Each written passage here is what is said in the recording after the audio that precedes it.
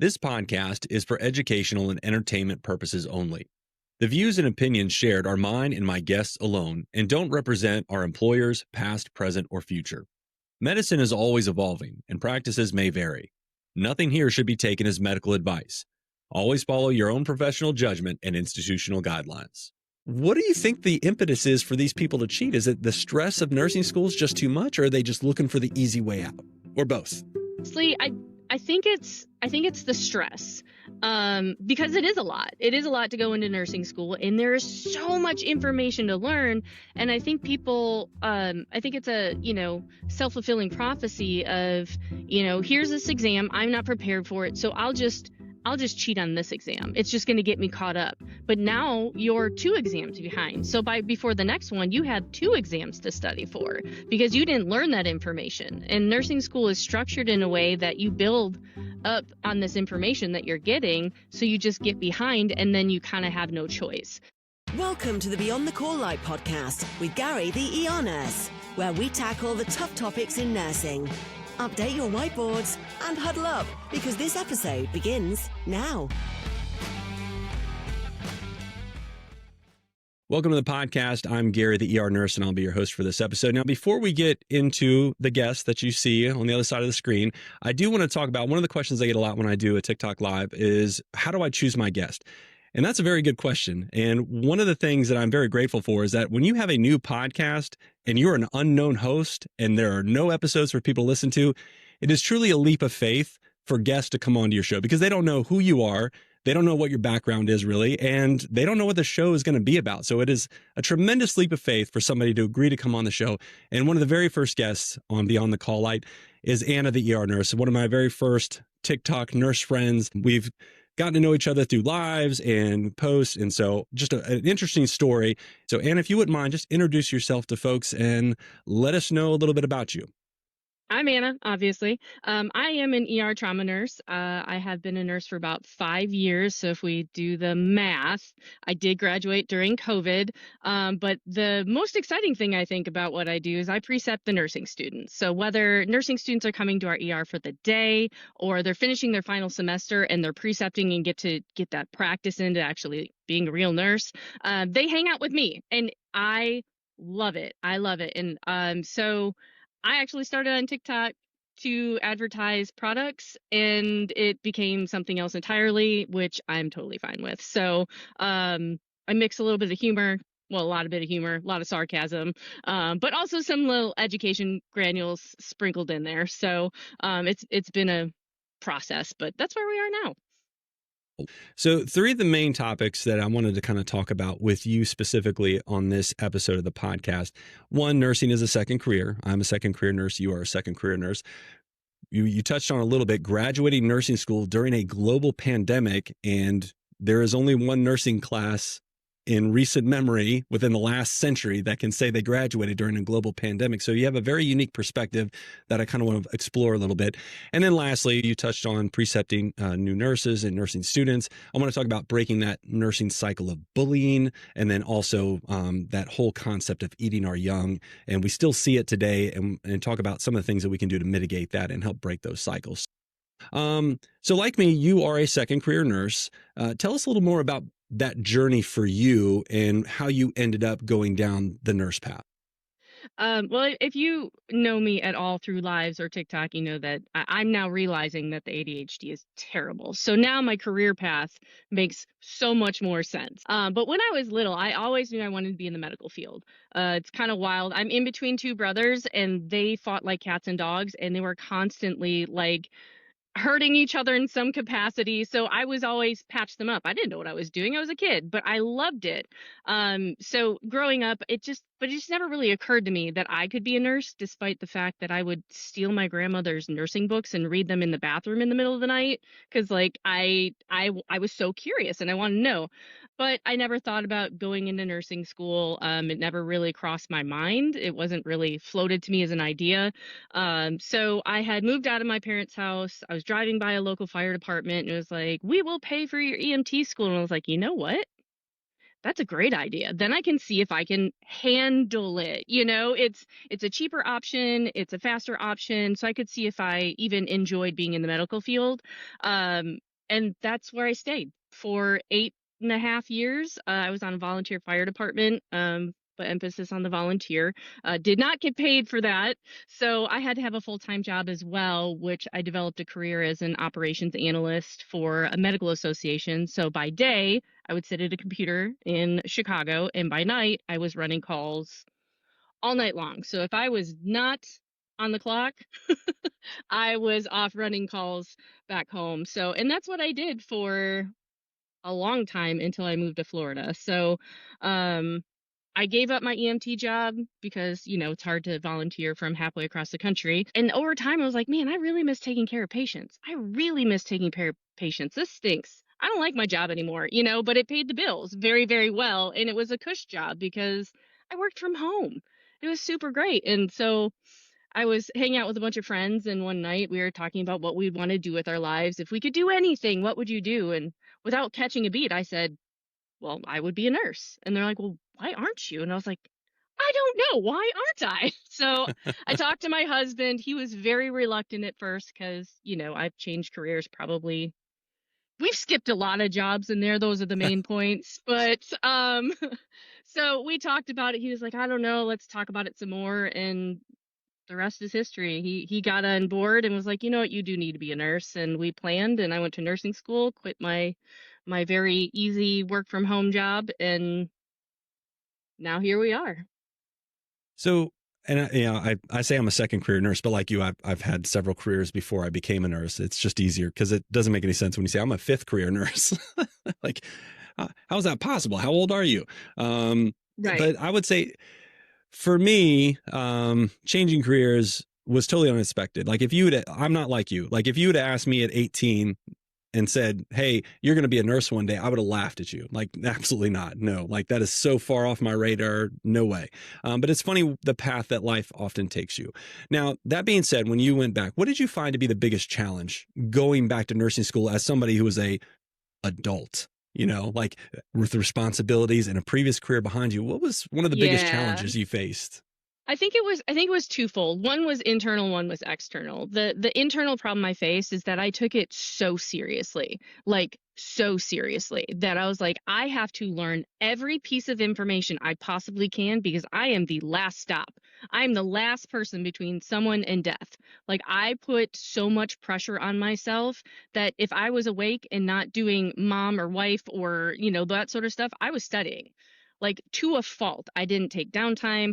I barely saw any friends. Like I would just put so much pressure on myself to be the best and know everything. And you're not going to. Now looking back, I was like, oh my God, there's no way. There's absolutely no way. But I put that pressure on myself a lot. And that really showed in my mental health. And then of course we kind of talked about, graduating. COVID was just the cherry on top of that whole disaster. But that was kind of the internal part that I really struggled with. But externally, I was significantly older than most of my cohort. Like there were actually 3 of us that were kind of in a study group, older moms. We were the moms of the group, quite literally. But it was very difficult because I had so little time because I had so many responsibilities outside of class that when other students would come in completely unprepared and then that would cause us to have to stay even later, it was so frustrating, and they would get very mad at me because I was getting good grades. I was getting A's because I studied 24/7, so they came in and they were so angry at me because I knew the answer, or I did well in simulations, which I also had a lot of years as an EMT. But I just kept to myself for the most part, but that was very frustrating for a lot of my classmates. And here's a little nugget you didn't know: I got reported for bullying twice in nursing school. Wow. So yep. Once was because I made faces at people. I got reported because I made a face. But have you met me? My face has a mind of its own. But and then another time was they thought that I said something, but it was someone else, but we were standing next to each other. So like, oh, she said this, and I'm like, that wasn't me. So It was very difficult that there was a lot of animosity there between, you know, those that were just focused on school and others that were, had more of an idea of like, well, I still want to have fun. I still want to go out on Saturday night. I'm still going to a party, showing up to clinicals hungover or exhausted and not having their stuff done. So it was, I think that was the most frustrating part for me, is just the gap in effort, and knowledge base. Much And of then, that do you think comes with age? Like being an older nurse student, I felt like you have more life experience, you've made a lot mhm, more mistakes. And I look at some of these younger kids, and I remember when I was that age and some of the things that I did that would just blow my mind today, and how I right. literally how I survived my late teens, early 20s. And so sometimes I feel like I got to give them a little grace because they're still learning and I'm coming from a different place. And the same thing with the studying. Like I took it Mhm, much more seriously than I think they did. But I think that comes with, one, we're adults, we have kids, we have a life outside of this where we have a lot more responsibility. So the stakes are higher, I feel mhm, like. Did you mhm. find that to be the case as well? I completely agree with that. Yeah, it's had the luxury of being able to not work during nursing school. My husband and I planned for a year and a half, saved up, you know, bulked up our savings account so that I could comfortably, it was tight, but we could make it work. So we were in different parts of our lives, and I think that's really hard for some people, is to look and go, oh, well, that's not fair, you don't have to work. Or while they're very young and don't have a spouse who can help support them and all of those things. So it's just being in different parts of your life can really change how things are perceived. And I think you're right, it felt higher stakes for me because I'm like, I have children to feed, I have a husband at home that I also need to take care of. I can't throw this opportunity away. Like, we sacrificed so much for this that it makes me, a little bit more intense about it.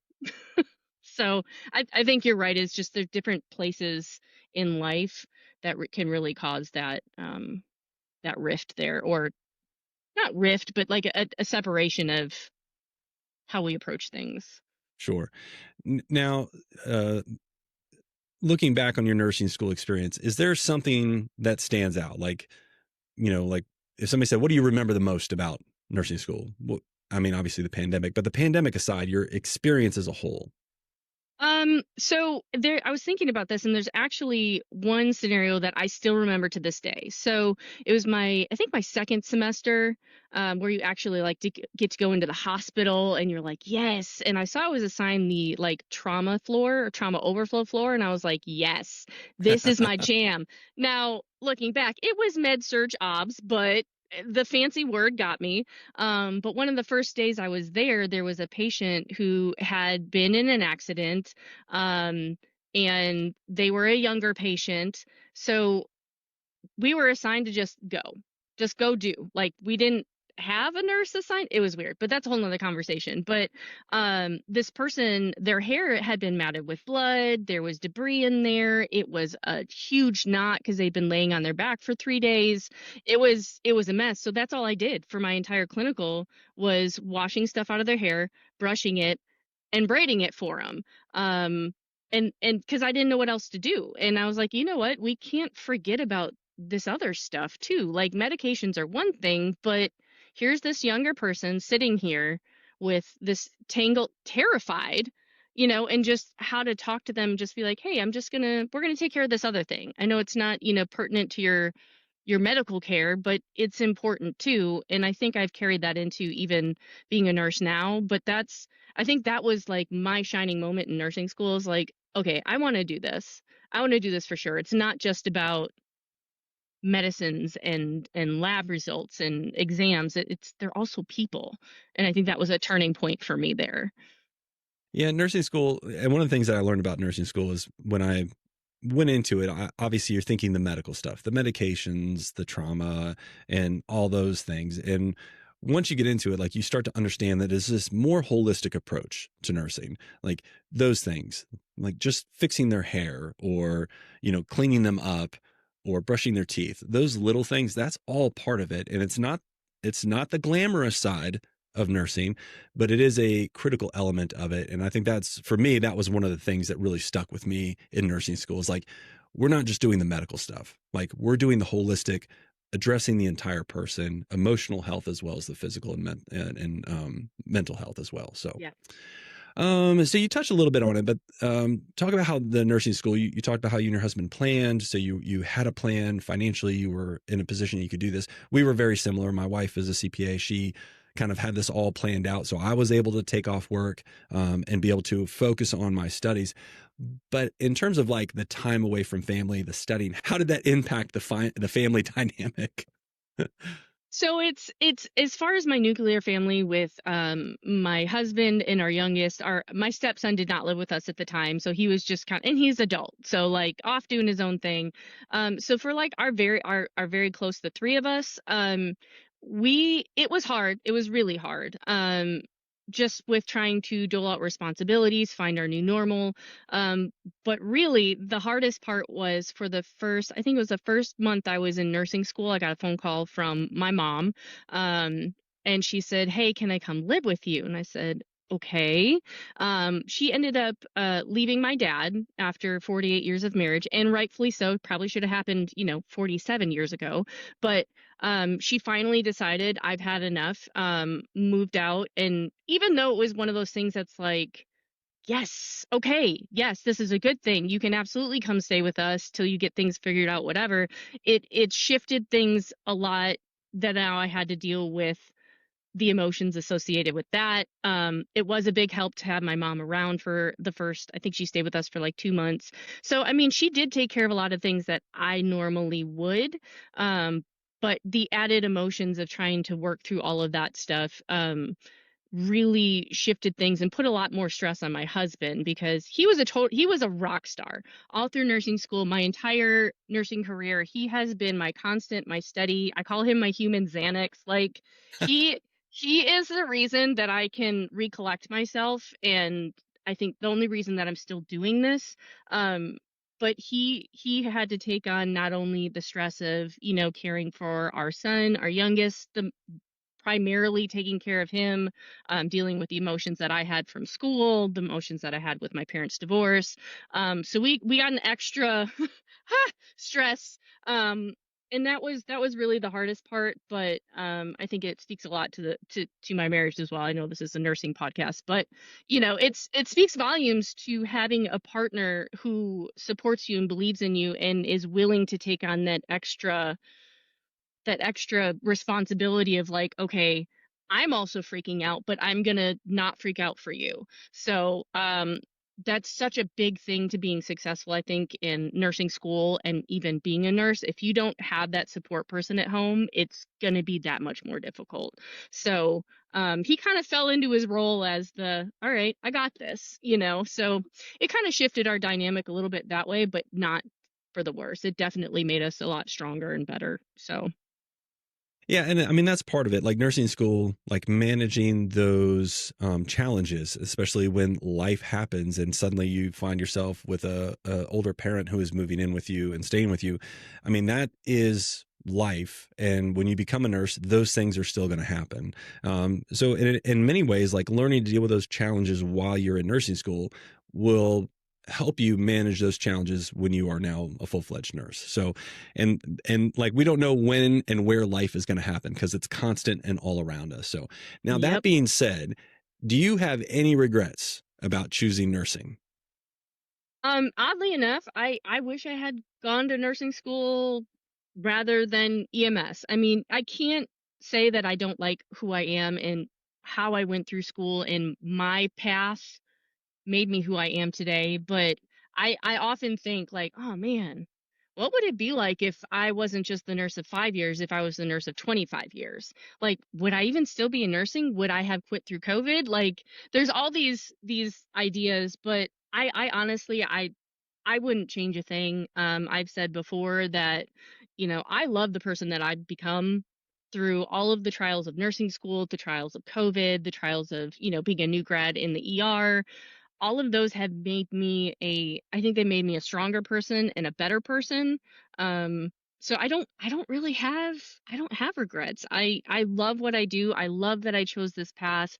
I would encourage anybody that's thinking about nursing school, ignore everybody else that's like, it's terrible, don't do it. Like, absolutely, if that's where your heart is, there are so many opportunities for you in nursing. Do it.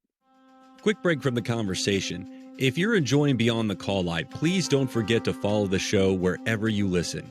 You can find us on Spotify, Apple Podcasts, YouTube, and Amazon Music. Hit that follow or subscribe button so you never miss a new episode. And if you're on Apple or Spotify, a quick rating or review really helps others find the show. Speaking of which, let's get back to it. By this time, we've already touched on the fact that you graduated nursing school during COVID. And as I mentioned in the open, you are among a very select group of nurse graduates who graduated during a global pandemic. And that hasn't happened in more than 100 years. How does that feel? Um, I think that it forced a lot of us to we had to grow up. Like, we talk about, or I talk about a lot, how when you come out of nursing school, like, nursing school teaches you what you need to know to be a nurse, but it doesn't teach you how to be a nurse. So that learning curve was like a cliff face for us, because we came out and they needed nurses. So a lot of our orientations were cut short. And they were like, oh, good enough, go ahead and take care of patients. We were given probably really unsafe assignments because they're, super, super sick people we didn't know how to manage appropriately. They're like, it's better than nothing. And honestly, even backing before that, I was supposed to go into my preceptorship right when COVID started, and they kicked all the students out of the hospital. And Right. we I was were going to ask told, you about that. yeah, so half of our group, because we got split in half, the front half got about half of their shifts in, depending upon how they scheduled them. So they got kicked out halfway through. We never went into the hospital. So I think I was very lucky in that I already had a lot of bedside experience, well, bedside cot side experience in EMS, so it wasn't as scary for me. But we were told they didn't know if we were going to graduate on time. They're like, you got to get in your hours. We don't know how we're going to recover from this. So it ended up that we just did a bunch of case studies, untested case studies, mind you. My bitter might be showing a little bit, but we would, write these papers based on these case studies that were kind of incomplete. And then for me, I would get failing grades. They're like, well, you didn't give us any vitals. I'm like, well, there were no vitals in the case studies. So what do you want me to do?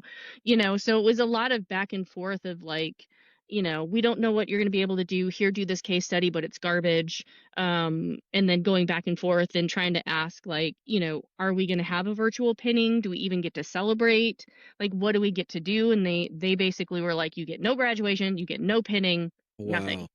So we didn't have a pinning ceremony, all of the traditional things that, is like your pinnacle of finishing nursing career. We didn't get those, but also going straight into the hospital. Like I said, it was insane. As coming off of orientation and having 3 intubated patients, I'm like, I don't know what I'm doing. Like, you literally have to go back to the basics of, their vitals look okay. I know nothing about, ventilators. So let me just address one thing at a time. So it was a lot of pressure. I know for me personally, I also chose to start in the ER, which, there's a big debate over it starting in a specialty, but that's what I chose because that's what I wanted to do. And it was just a lot, because there's a lot of stress with becoming a new nurse anyway. And now you've got this added stress of, am I going to bring this home to my family? Am I going to get COVID? I don't know how to take care of these patients appropriately. Like, Right. it was one thing after the next, and it was probably one of the most stressful times of my entire life. So it was a lot. Kind of segueing into the whole nursing school experience, let's talk about the NCLEX. Every nurse has to take it. Whether you're an LPN, LPNs have their NCLEX. RNs, whether you're an associate or bachelor prepared, associates and bachelors take the same NCLEX test. And starting next year, candidates will be able to take the NCLEX at home. How does that make you feel, Anna, ER nurse? I initially, it's absolutely not. Absolutely not. Fair enough. I know that there are a lot of um vocations that take their licensing exams at home. A lot of those vocations are not responsible for, people's well-being and lives. And it's I can see where it's appropriate in some instances, and I think it's kind of should be up to the discretion of the nursing instructors who know these nursing students, know their, I hate to say it, but know their integrity, know that, their seriousness of let me go ahead and, I want to do this for real. My experience through nursing school was that any opportunity to cut a corner was taken by a lot of nursing students. We're talking, memorize the test bank, you know, writing notes on bottoms of shoes. Like it's wild what people tried to get away with in my nursing program alone. But I understand and I can appreciate that it increases access to a lot of people because that is a huge financial strain to drive 5, 6, 7 hours to go to a testing center, plus pay for a hotel room, plus you've got your meals out. Like that's a huge financial drain on some people that are presumably making either minimum wage or no money all through nursing school, and now they're like, okay, here's this huge financial output just before you even have a paycheck as a nurse. So I can appreciate the opportunities that it does afford some people, but it does make me nervous more so in the perception of nurses, which is not great right now anyway, that where we can take these exams at home, and I don't think that there's enough education on the front end for the public to say no, this is legit. Like I hope that understand what I'm trying to say is like I think it also is negative for the public perception of nurses, whether they're cheating or not. Right. So I think that's a big problem. Opportunities, yes, but I'm a little iffy about it. And I haven't heard back from, and I have reached out to NCLEX to see if they'd be willing to come on and talk about this, because I do have some genuine questions. And like you, initially I was like, no, this is ridiculous. We should not be letting people take this type of test at home. However, the more I think about it, I'm like you. I think there are certain circumstances where it may be appropriate. For example, if you have to travel a long distance. I mean, one, staying in a hotel, how many people sleep good in a hotel? Not very many.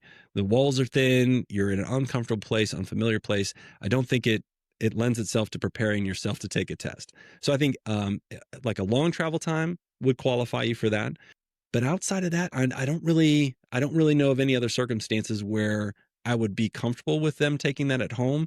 And for those that would say, well, test anxiety, honey, nursing school and nursing is anxiety. It is all anxiety. And part of that is learning how to manage that anxiety. So if you can't handle taking a test under those circumstances, how can I trust you in a trauma bay? How can I trust you with a crashing patient?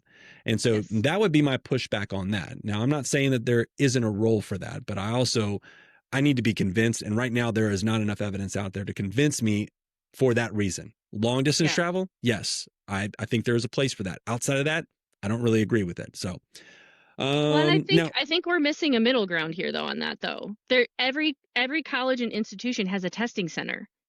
Okay, why can't it be done at a testing center under supervision? True.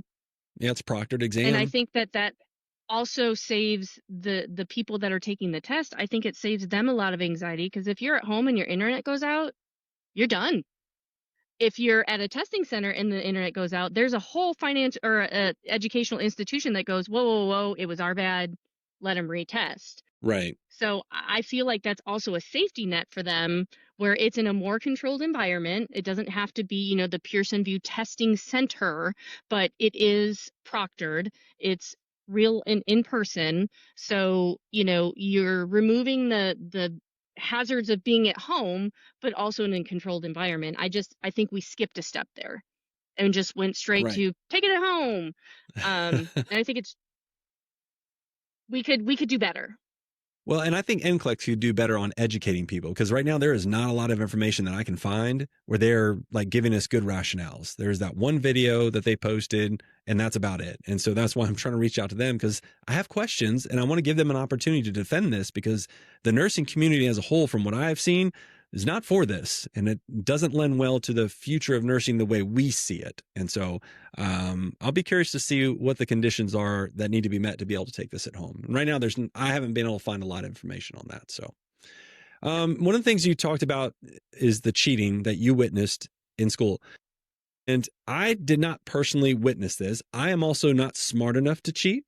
So like, I wouldn't even know how to go about doing that. And I have the grades to prove that I don't know how to cheat. I did fine. But I don't understand that. And there was a survey. It's multiple surveys that was released by worldmetrics.org. You can go find it on the internet. Just Google nursing school cheating, like worldmetrics.org, right?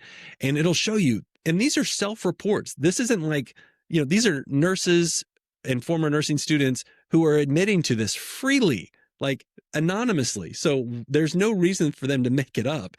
And the numbers are mind-boggling. Like more than half of nursing students surveyed admitted to cheating at some point during their nursing career. And that just blows my mind.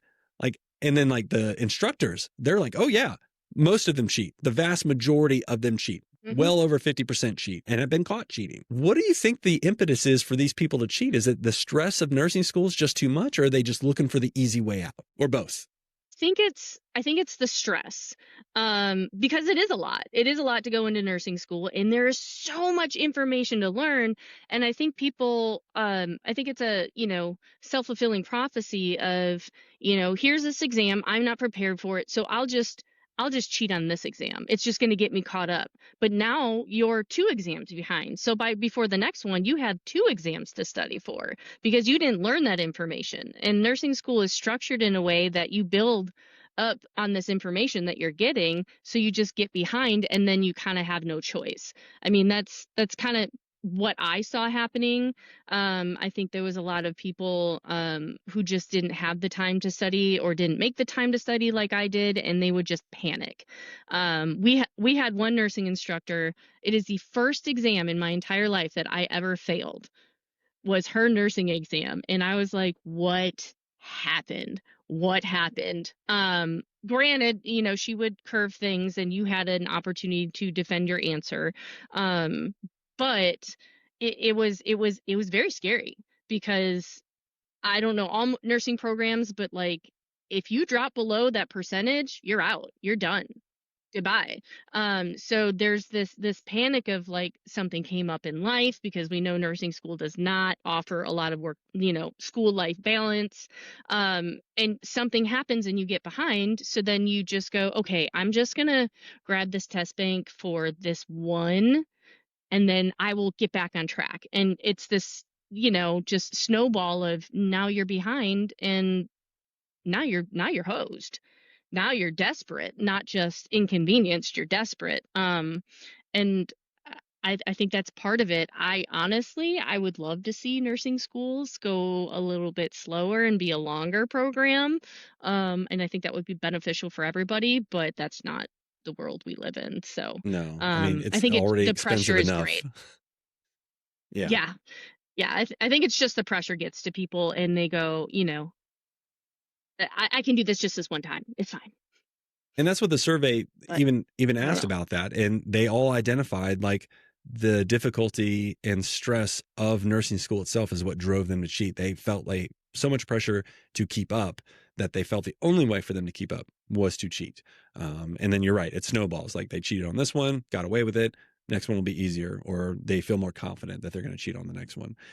So yes, and I want to say something like 1 in 5 nursing graduates has some type of academic mark on their record for fraud or cheating or something like that. And that's terrifying. Like 20% of nursing graduates have been like, had their hands slapped for cheating. Yeah, that's not what you want to see, especially in a profession that is responsible for human life. So, Correct. And the other thing that really blew my mind, and I've not found anybody that can answer this question, but there was a significant number of nursing students who are now nurses who admitted to cheating on the NCLEX. Like, how does one cheat on a proctored exam at a Pearson View Center? Like, I don't understand, how is that even possible? Because I always felt like when I took that test, like if you even flinched wrong, or sneezed, like they were on you. Like, what did you do? Mm-hmm. What are you doing? Where are you? Mm-hmm. Why are you looking over there? And so I don't understand how anybody could possibly cheat, but there are students who admitted to this. Like, help me understand this. I can't help you because I don't know, because I like just short of like a body cavity search to go in to take your test, like, a full on pat down of, what do you have in your pockets and take off your shoes. I had to take the insoles out of my shoes. Like, it was insane, the security measures that I went through. I don't know how someone could have done that. I don't understand. Neither. Like you, I'm like, how? Like, I'm almost intrigued. Like, tell me your secrets, because again, I'm not that creative to cheat like that. I don't, how? Like, I was terrified to take it. Like, I felt like I was doing something wrong and I wasn't doing anything wrong. So it's like they're watching me and like counting my respirations. And if I start breathing too fast, they're going to know I'm like cheating or something. I have no idea. I am so curious to know how people cheated on their NCLEX. I genuinely want to know how that happened, because I need to get somebody to come on and then just like do the silhouette. Yeah. And alter their voice and then Yes. tell me. I'm like, I don't know whether to be impressed or upset Right. or both. Right. Yeah. Both of like, I want to, are you a witch? Well, how did you make this happen? I don't understand. But at the same time, it's like, how dare you? Like, I worked hard for that. I studied hard for that. Like, it's also an insult to the rest of us who did the right thing. Agreed. So I'm equally intrigued and appalled. So So we're on the same page with that too. All right, so let's change gears a little bit. Still talking about nursing students. You precept nursing students. Over the last 5 years, especially, let's talk about the first time that you precepted somebody to the most recent time.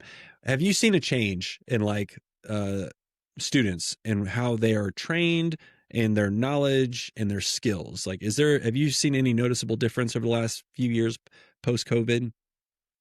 I think, honestly, I think that it is actually getting more disconnected the farther out we get. I don't really know why, but it may be that I actually know what I'm doing more now, because I was a nurse for maybe a year and they're like, hey, you have a student. I'm like, what?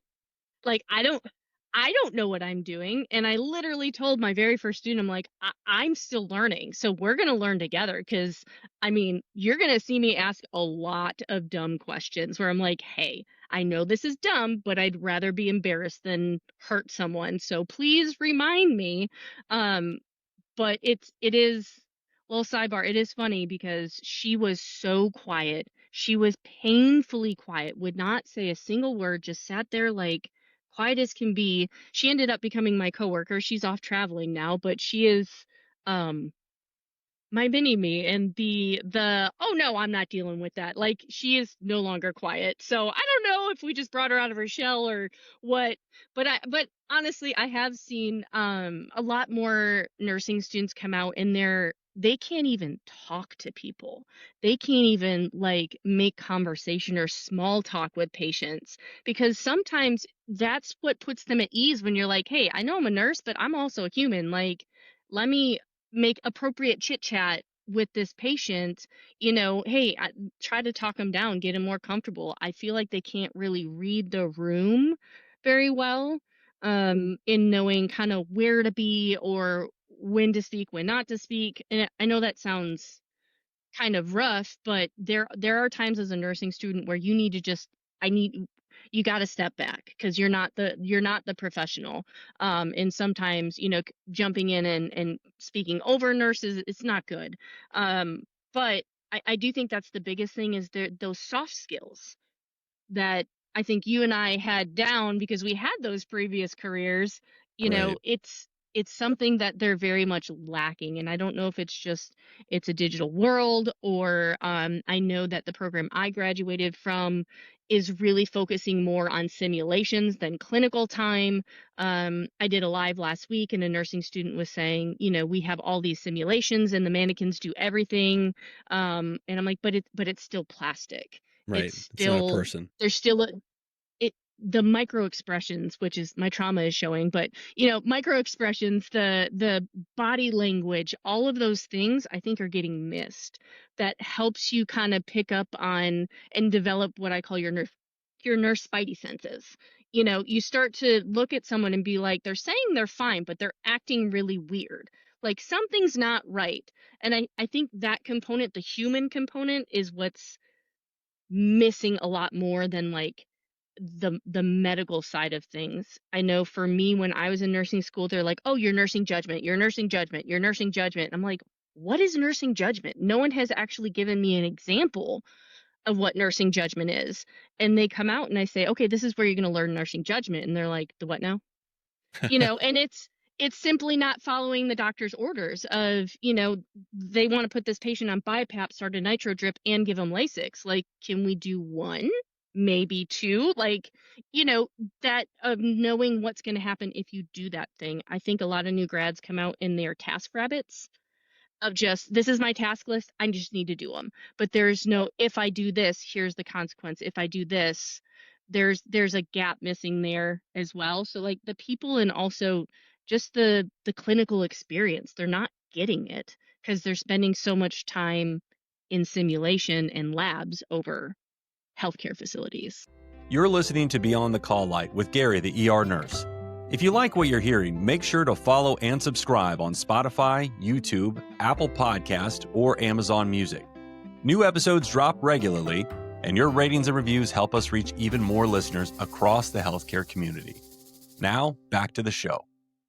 Well, because I think the state boards of nursing require a certain number of clinical hours, and I don't know if the simulation counts as clinical, but I almost feel like we need to dedicate like an entire class on bedside manner and patient interaction. Yes. and take the medical stuff out, take the tasks out. And I think medical schools could do a good job of this too, because I know a lot of doctors who also lack that bedside manner. But I think nurses, doctors, I think a bedside manner course would benefit us greatly as a profession in healthcare. I've even had patients straight up ask me, is like, do doctors not take a class in bedside manner? Because that, I don't know what that was. And that was rude. And so I think I would love to see a push for a bedside manner class. And you can make it a prereq. Like it could be like in your like freshman, sophomore year before you move into the upper division nursing, but have something where that's what they do. They don't necessarily need to wear scrubs. They could do it like volunteer, whatever, where you just help transport patients, talk to them, and get used to just interacting with them without the stresses of all the nursing school stuff, the medications and Foleys and all that stuff. I really think our profession would benefit from that. Oh, 100%. I completely agree. That would, especially these people who, younger nurses who are coming straight out of high school, like they may not have even had a job before. So a lot of these really, really young nursing students, they just don't have that life experience that really helps with that communication aspect. And I think that would be great. I think that would benefit people immensely to be able to do that. I want to kind of roll into from talking about lack of experience to some degree. Let's talk about nurses who have very little experience at the bedside rolling right into that NP program. Like I just graduated from nursing school and I'm already applying to NP school. And my opinion on this is fairly well known. I think that, it takes 3 to 5 years for a new nurse graduate to be considered proficient and confident at being a bedside nurse. And I have concerns about nurses who just graduated from RN program or BSN program and then applying to NP school with very little bedside experience. I'm not saying they won't be good NPs. I'm saying I think I would prefer it as a patient receiving care from them if they had more patient interaction and bedside experience. What are your thoughts on that? I'm right there with you. Like I've been a nurse for 5 years now, and I'm just starting to come home from a shift and be like, oh yeah, I knew what I was doing. Like, don't get me wrong, the imposter syndrome is still there, alive and well, but it's, you don't know what you don't know, and that's the hard part is, getting exposed to medicine as a whole and learning more things that you can't learn in nursing school. It's much like the communication aspect. It's, you may know the science behind it, and people may be able to do that very well, but it's the application and like the weird intermix that is humans with medicine, because as we know, textbooks are not a reflection of real life ever. Like, I don't know that I've ever had someone with every perfect vital that we have listed. It's, and I think it kind of sets them up to fail. In that regard, that they're just not fully prepared for that just yet. Now, I will say that a nurse that I worked with, I love her dearly. She was a nurse for maybe 2 years and went straight to her NP, and she's crushing it, absolutely crushing it. She's great. She was a tech before she was a nurse. Like, she has worked her way through it, and I think there are outliers, like you said, that can do that and do well, but I think it's very scary and dangerous. And the same thing as a patient, like, it makes me nervous. Like, do you know it?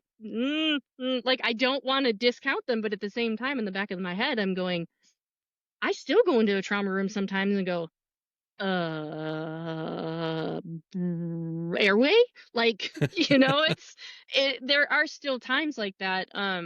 So it would be wonderful if there were year requirements for it, but I do think that there are always exceptions to the rule. I'm talking out both sides of my mouth here, but truly there are people that it's appropriate for, and there are some people that I don't think it is. It's kind of the same thing with the NCLEX testing, like, but you can't universally, I don't think it's fair to universally say, hey, don't do this. But I think NP programs are should have the responsibility of interviewing these people and, going, you can't answer basic nursing questions. Like, how do you expect to move on to this next level of care? But it's money, it's tuition, so we'll leave True. that one be. Well, and I feel like the NP market has become very oversaturated because I think there was this push, like so many people want to get their NP, and now I feel like there are a lot of NPs out there, and um, I don't know if they're having trouble finding jobs, but I don't know. I just feel like there's a lot of them out there. I mean, look, to be a flight nurse, you have to have 3 years of critical care experience, at least 1 year in the ER typically, and 2 years in an ICU before you can even apply for that job. And that doesn't mean you're going to get that job. That just means you're eligible to apply for it. I feel like if we're not going to let nurses be flight nurses with less than 3 years experience, I kind of feel like the same thing for being a nurse practitioner, because that's a much higher level of care. You can now prescribe, some pretty serious medications at this point. So I feel like 3 years is a reasonable amount, but 2 years I think has kind of been the standard, but they've dropped that now, like a year. That's like the minimum. And in some cases, you don't even need that. So, but like you said, it's money. Yeah, and I'll compare that also to registered nurses who are, RN, BSN, and straight to their MSN, and they want to go into administration or leadership, and they've never actually done bedside. True. They've never I hadn't thought of actually that. cared for a patient. So they're coming in and going, oh, I'm just going to go straight and get my MSN and then start either teaching, and you've never actually worked bedside, or two, you're going into an administrative or managerial role, and you've never actually done what you're asking these nurses to do. And Or you've done it very little. Or very little, and you have not had a whole lot of exposure to that. And I think that's also concerning to me. But it's again, it's one of those things that, like, we do need those people in that administrative role, because it's hard. It's terrible. Most people don't stay in management who, aren't playing the game. So that's another thing that I'm like, you know what, you need to get some street cred before you're the big boss. And Agreed. I feel very strongly about that. Let's talk about nurse burnout. I mean, we hear about it every day. Every time you come on to social media and if you follow any nurses, or you have like that shows up in your feed, you're talking about burnout in nursing. We've seen it. And then they talk about the nursing shortage, et cetera, et cetera. But I always like, and I've heard the experts, I've read the articles, but I always like to hear it from nurses who are actually in the trenches, who are at the bedside. Tell me what nurse burnout means to you. What is causing it? What can we do to fix it? Well, for me personally, I can tell when I've either worked too many shifts, or, as much as we try not to bring home into work and work home, it's going to happen because we're humans. I don't know a single person who can completely compartmentalize those two things. So, your tolerance for that stress, and quite honestly, the animosity that we get from patients a lot of the time, it is very frustrating. And for me, it's kind of twofold, not just the animosity and entitlement from patients, which people don't love hearing, but there are a lot of patients who, especially in emergency medicine, that don't understand how the system is supposed to work. And then you've got, on the other hand, you've got all of this burnout of like, we're expected to do so much with so little. And things are broken at work, or you don't have the supplies you need. And I truly think that started, I think COVID was a huge detriment to nursing in the healthcare community, because these hospitals and organizations figured out that we are here for patients. Like, the paycheck, yeah, that's nice, but by and large, nurses and healthcare workers didn't go into healthcare for the paycheck. They went for the people. And when COVID hit and I saw it, we're re-wearing PPE in incredibly unsafe.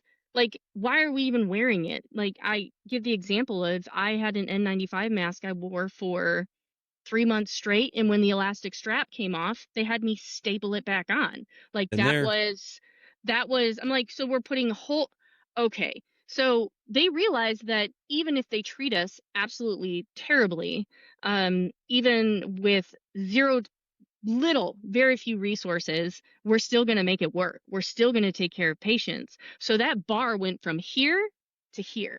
And the hospitals and these big organizations now know, they're like, oh, well, I don't need to invest in all of this stuff because I know they can do it. They've proven that we will make it work. And I feel like that's especially true of like ER nurses. It's like the flow doesn't stop. Like, the ambulances don't stop. Even if they you go on don't. diversion, they still come. Like, you can't turn them away when they come to the door. So That's right. it's, these hospitals, I think by and large, they saw the cost cutting they can do, and they're wholeheartedly doing that, because they know that we'll just continue doing what we do.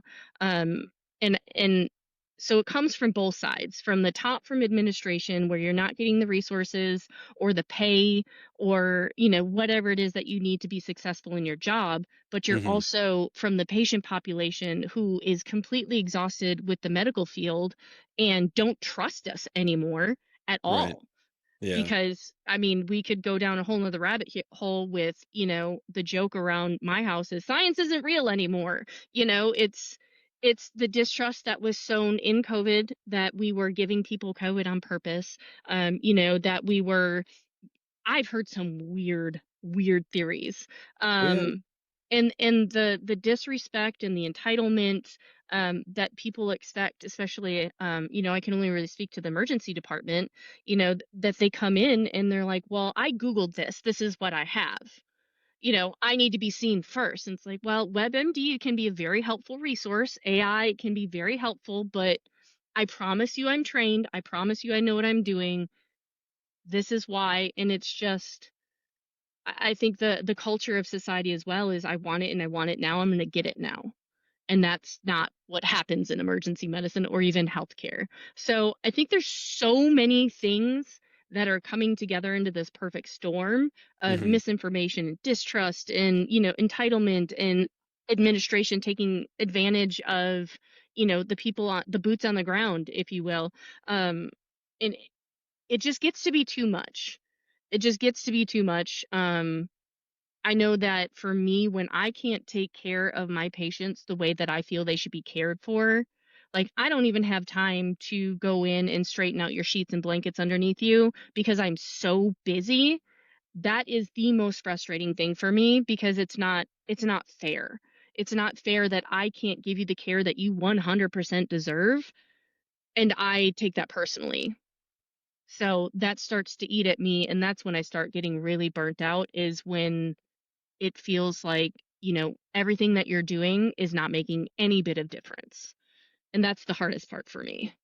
Do you think that there is going to be any real change to address burnout, or do you think we're just going to keep losing experienced nurses and just plugging in new nurse grads? Until hospitals focus on retention, um, I don't think there's going to be a fix. It's hard to say. I think that I live in a utopia emergency department for the most part, where our management is super supportive of us. They are um, all on board with, like, hey, I'm unwell. Like, they'll close down our room so we can process a patient, either a death or an outcome, when it really affects us.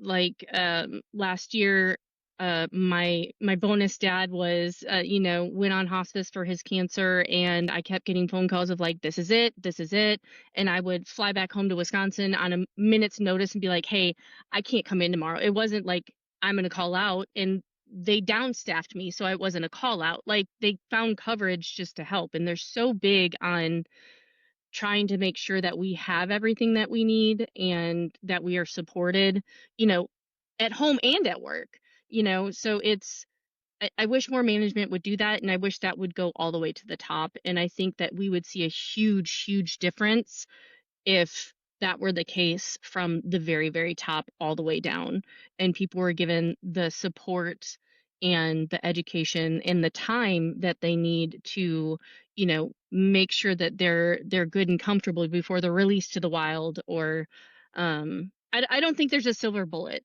honestly. But I do think that more support, starting even from nursing school and teaching these nursing students what behavior is acceptable and what is not, from patients, administration, other nurses. If we focused on that, they would come in a lot more prepared. But like I said, I don't think there's a single thing that's going to fix it. I think we got into this mess over many, many, many, many years, and it's going to take that long to get back to a point where, we were 10, 15 years ago.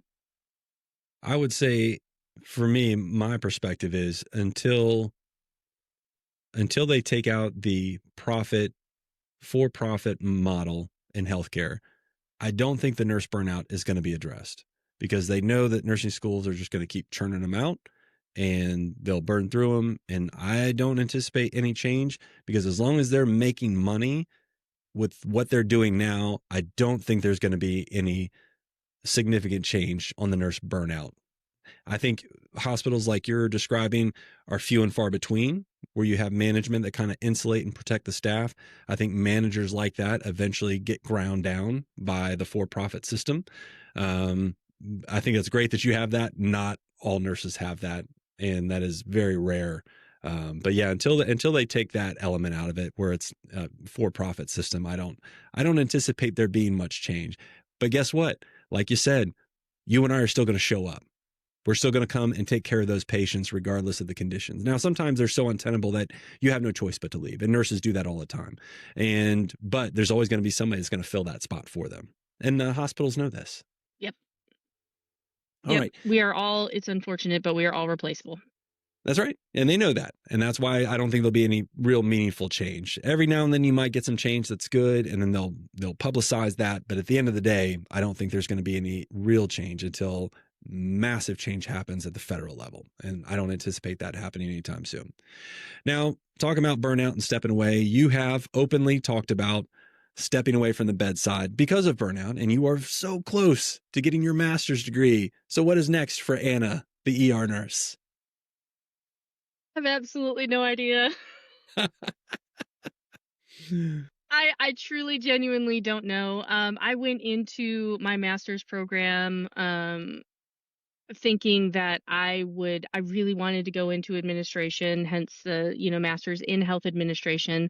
I wanted to be that person that does it different. I wanted to be that person that could make a hospital a place where nurses are lining up to work, to make it a place where it's different, where, those that are sitting in the boardroom aren't making 6, 7 figures. They're making a respectable income because there is risk that comes with being in that position, but Sure. not into the millions, not into the, I wanted to do it different. And I don't think that that is the place for me, as much as I would love to do that, because I don't think that I can play the game to get there. Um, and I think anybody who's been in any sort of, administrative role knows what I'm talking about, of, scrambling and climbing and stepping on other people to get into that position. And I won't put profits over people ever. So I don't know that that is a place that they will welcome me with open arms. And throughout time, I've noticed that, and come to the realization, honestly, that I love teaching. I love teaching. I wish I could teach nursing school, teach all of these nursing programs, but I have the wrong degree for that. So we'll see what opportunities open up. I'm a big proponent of, the right thing will come along at the right time and it'll be easy. So right now I have been banned from applying for any more jobs until I have graduated in December. And then at that point, we'll see kind of what's open and what's available.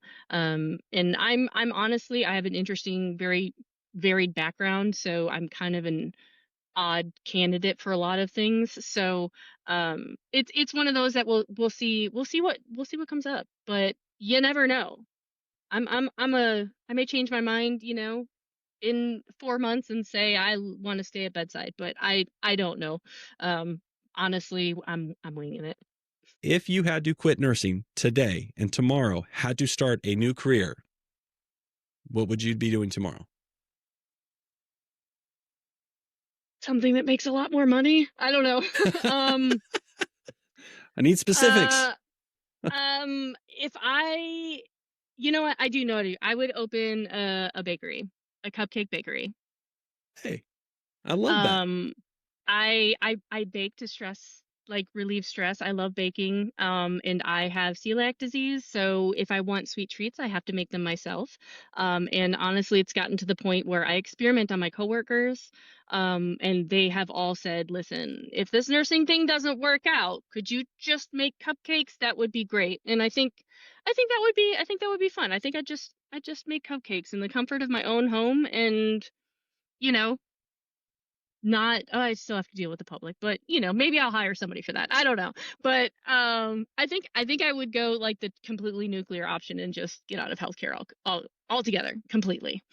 Well, Anna, thank you so much for taking the time and agreeing to be a guinea pig and come on a show that has not even been published yet. So I know it's a leap of faith. I appreciate you having that trust in me and in the show that you would come on and share this much about you with the world. Absolutely. Thanks for having me on. This is definitely, it was great. And I'm happy to be a guinea pig. Be kind to others, be kind to yourself, and prioritize your mental health. I'm Gary, the ER nurse, and we'll see you on the next episode. Thanks for listening to Beyond the Call Light with Gary Cope. Don't forget to clock out.